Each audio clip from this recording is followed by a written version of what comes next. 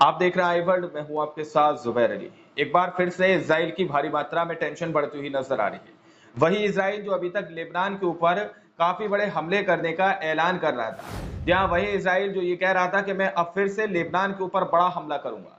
लेकिन इस वक्त इजराइल का बेंजामिन नेतन्याहू पूरी तरह से नतमस्तक हुआ पड़ा है दोस्तों, क्योंकि कई बड़े देश इजराइल पर हमला करने की बात सीधे तौर पर कर चुके हैं, कई बड़े देश ऐलान कर चुके हैं और एक बार फिर से अफगानिस्तान और पाकिस्तान ने ऐलान कर दिया है कि हम इजराइल के ऊपर हमला करेंगे, हम इजराइल के ऊपर सीधे तौर पर निशाना साधेंगे, सिर्फ इजराइल की एक गलती और इजराइल खत्म, इस तरह का दावा किया जा रहा है, क्योंकि लेबनान के ऊपर इजराइल हमला करने की बात कर रहा है। दरअसल क्या कुछ बड़ी खबर सामने निकल के आ रही है अफगानिस्तान और पाकिस्तान की तरफ से, चंद सेकंड में आप लोग के सामने रखूंगा। उससे पहले एक छोटी सी खबर हम लोग इराक के अंदर की जान लेते हैं दोस्तों। दरअसल इराक के अंदर की खबर सामने निकल के आ रही है कि इराक के अंदर इस्लामिक प्रतिरोध ने इजराइल के इलियट में एक महत्वपूर्ण सैन्य स्थल को निशाना बनाया है, सफलतापूर्वक उसको अपना निशाना बनाया गया।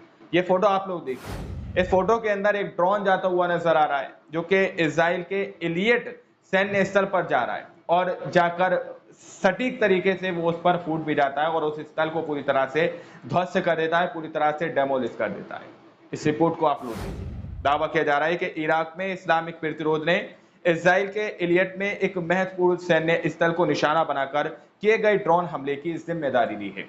ये इराक के अंदर इराक के इस्लामिक प्रतिरोध बल की तरफ से इजराइल के अंदर इलियट पर सैन्य स्थल पर पूरी तरह से निशाना साधा गया है, ड्रोन अटैक किया गया है और इराक के इस्लामिक प्रतिरोध बल ने इसकी जिम्मेदारी ली है कि हमने इजराइल के इलियट सैन्य स्थल पर पूरी तरह से निशाना साधा और उसको पूरी तरह से ध्वस्त कर दिया है।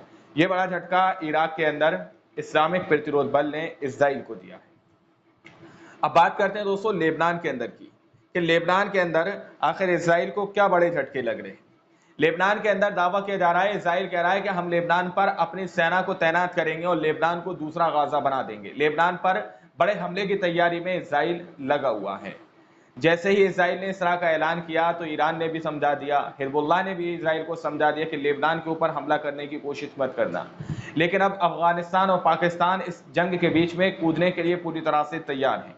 पाकिस्तान का एक इस्लामिक समूह शिया, वो सीधे तौर पर इजराइल के ऊपर हमला करने की घोषणा कर चुका है दोस्तों। इस रिपोर्ट से आप लोगों को ये क्लियर हो पाएगा। इस रिपोर्ट को आप लोग सुनिए कि इस रिपोर्ट में क्या लिखा हुआ है। ये रिपोर्ट में दावा किया जा रहा है कि इजराइल और हिजबुल्लाह के बीच युद्ध की स्थिति में सीरिया में स्थित पाकिस्तान और अफगानिस्तान की शिया प्रतिरोध सेनाएं जैन बियून और फ्रेमयाउन ब्रिगेड इजराइल पर सीधे हमला करेंगी।